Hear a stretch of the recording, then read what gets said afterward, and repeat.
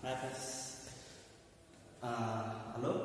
तो आज हम लोग आप लोगों के लिए जो आधुनिक कविता में से तीसरी कविता जो है, बहुत ही सुंदर ऐसी कविता जो नरेंद्र शर्मा जी ने लिखी गई है, वह कविता आज हम लोग देखेंगे। वह कविता है कायर मत बन, नरेंद्र शर्मा द्वारा यह लिखित कविता कायर मत बन। इस कविता के शीर्षक से ही यह पता चल जाता है कि हमें क्या नहीं बनना है, कायर नहीं बनना है। तो कायर के लिए अनेक वहां पर शब्द आ जाते हैं।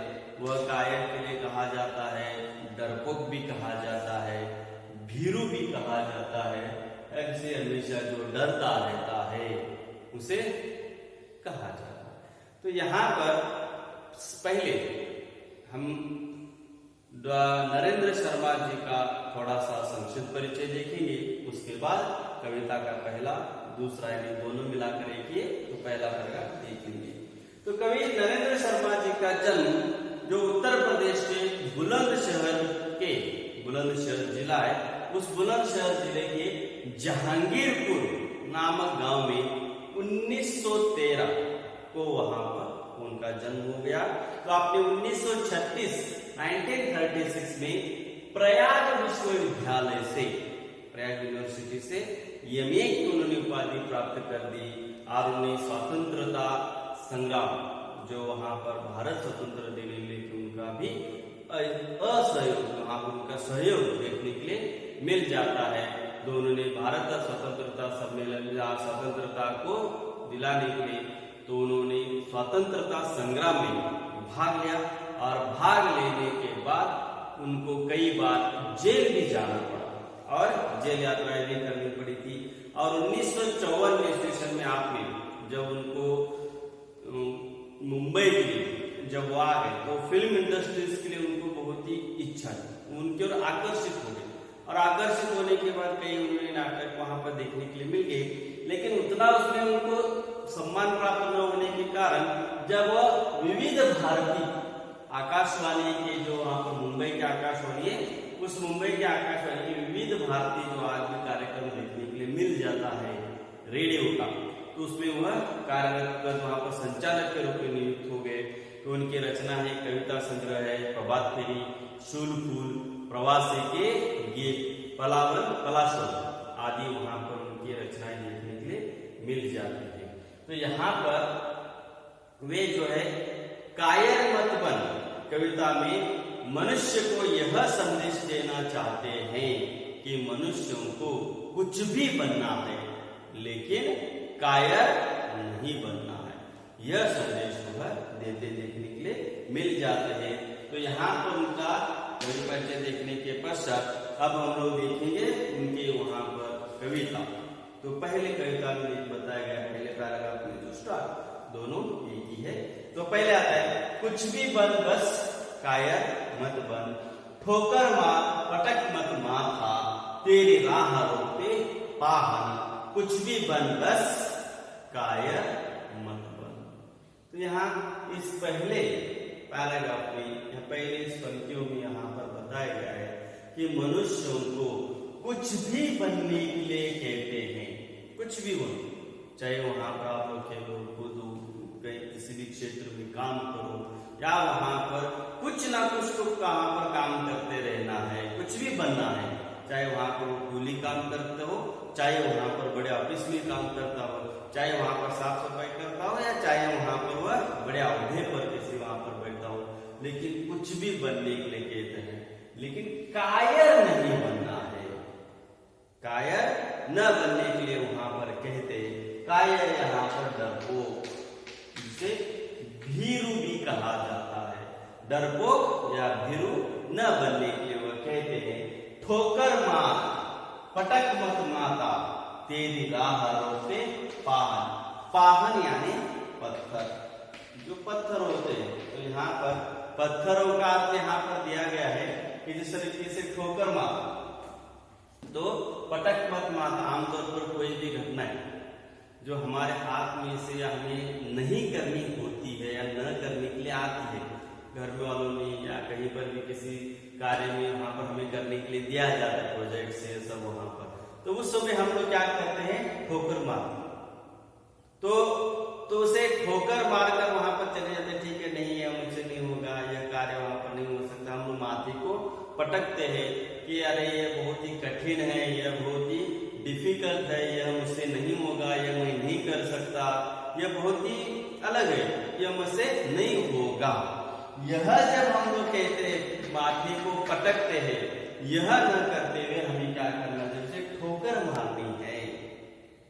ठोकर मारना है यानी उसे उस रास्ते पे जो बाधाएं हैं, राह यानी रास्ता, जो हम लोग मार्ग, जिस मार्ग पर हम लोग चले हुए, उस मार्ग पर ऑब्स्टेकल्स यानी बाधाएं यानी कौन है, पत्थर है।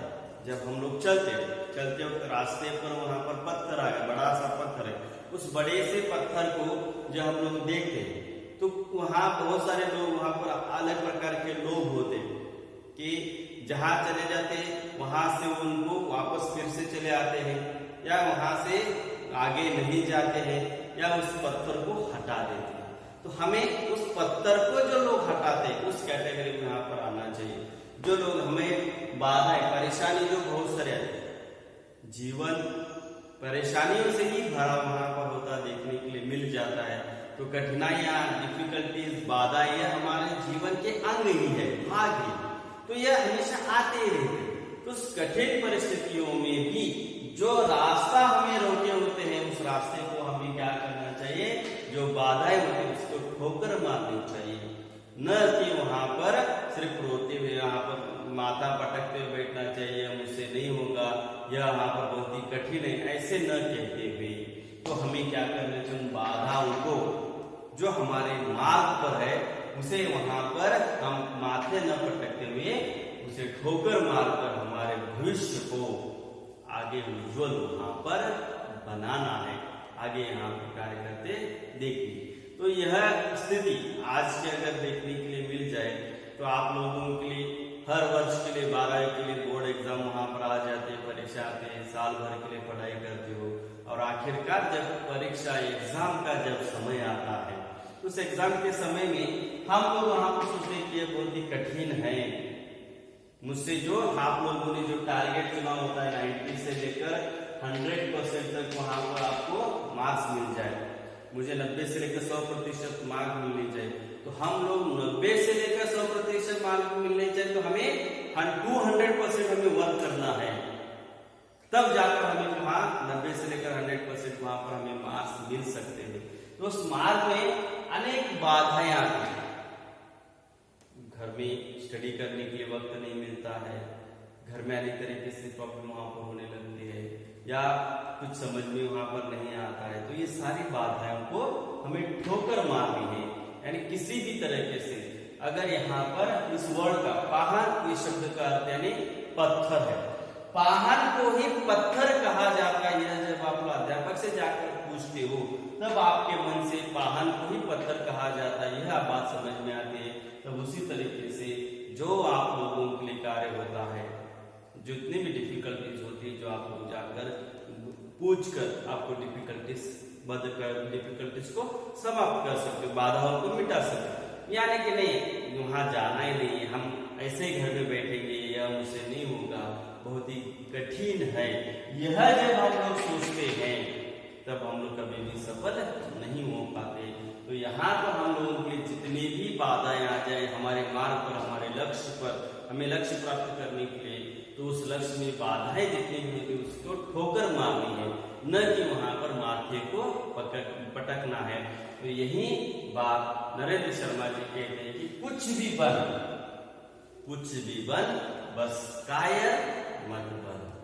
तो यहाँ कवि का यह कहना है कि मनुष्य जीवन जो है बहुत ही मुश्किल से वहां पर मनुष्य जीवन वहां पर मिल जाता है। मुश्किलों का सामना करते हुए मनुष्य आज तक आगे हमेशा वहां पर बढ़ता हुआ देखने के लिए मिल जाता है। समुद्र के तल में हो या आकाश में या आकाश मंडल में, आकाश वहां पर देखने के लिए मिल जाते हैं। हर तरह से वहां पर मनुष्य अपनी सारे कठिनाइयों को दूर करते वहां तक जाकर पहुंचा है। तो मनुष्यों में ऐसी शक्ति होती है मनुष्य में ऐसे वहां पर कार्य होते हैं जो अपनी इस शक्ति का इस्तेमाल करके उसके सामने आने वाले जितनी भी बाधा है उन बाधाओं को वह दूर कर सकता है। तो यहाँ पर इसमें पहले बताया गया है। दूसरे इसमें में बताते हैं ले देकर जीना क्या जीना, ले देकर जीना क्या जीना, कब तक गम के आंसू पीना, मानवता ने सींचा तुझको वहां युगों तक खून पसीना, कुछ न करेगा किया करेगा रे मनुष्य बस कातर क्रंदन, कुछ भी बन बस कायर बन। तो यहाँ ले देकर जीना यानी समझौता, सेटलमेंट। तो हम लोग कॉम्प्रोमाइज से वहां पर कहते हैं ठीक है तू भी मत कर मैं भी मत कर, तो जहाँ पर समझौता जो किया जाता है, यह मुझसे नहीं का तुमसे भी नहीं होगा मुझसे भी नहीं होगा, तो यह समझौते का जीवन। तो समझौते का जीवन यह हमारे जीवन में व्यर्थ है, समझौता वहां पर कभी भी नहीं करना चाहिए।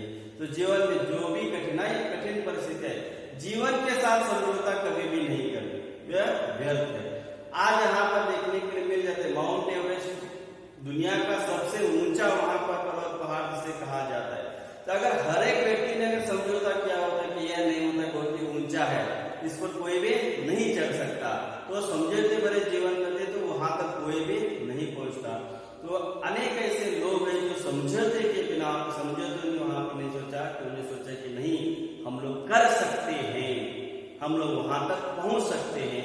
यह जब उनके मन में जब बात आ गई, जब उन्होंने स्वीकार किया कि हमें करना है हम लोग कर सकते, तब जाकर वह सफल बन गए। तो कवि यहाँ पर कहते हैं कि ले लेकर जीना क्या, उसमें जीना क्या है कि वह पूरी तरीके से व्यर्थ है, कब तक गम के आंसू पीना। तो मनुष्य कोई अगर घटना या कोई अगर कार्य नहीं हो गया, आमतौर पर देखने के लिए मिल जाते विद्यार्थी काल में, या किसी विद्यार्थी को कम मार्क्स मिल गए तो उसके मन में बहुत ही उदास छा जाते हैं, वह उसके मन कहता है कि हमें बहुत ही रोना है, ये करना है। तो वह हमेशा देखने मिल जाते हैं कि परीक्षा में अंक कम मिल गए तो वह रोता रहता है। लेकिन यहाँ पर जीवन में अनेक ऐसी स्थितियां आ जाती हैं, तो हर बार अगर रोते ही रहना है, हर बार आंसुओं को ही बहाते रहना है, तो उसका क्या उपयोग। जीवन में अगर यहाँ पर जीवन कठिन परिश्रम है, जीवन संघर्ष में जीवन है, तो उसमें यहाँ पर सिर्फ हम लोग आंसू ही बहाते रहे, सिर्फ हमेशा वहां पर हमारे आंखों से आंसू ही चलते गए, रोते ही बैठे गए, तो यह जो जीवन हमें मिला है, यह जो जीवन हमें कुछ करने के लिए वहां पर आ जाता है, यह वहां पर हमें उसे पूरी तरीके से व्यर्थ करते देखने मिल जाते हैं। मानवता ने सींचा तुझको बहा युगों तक खून पसीना।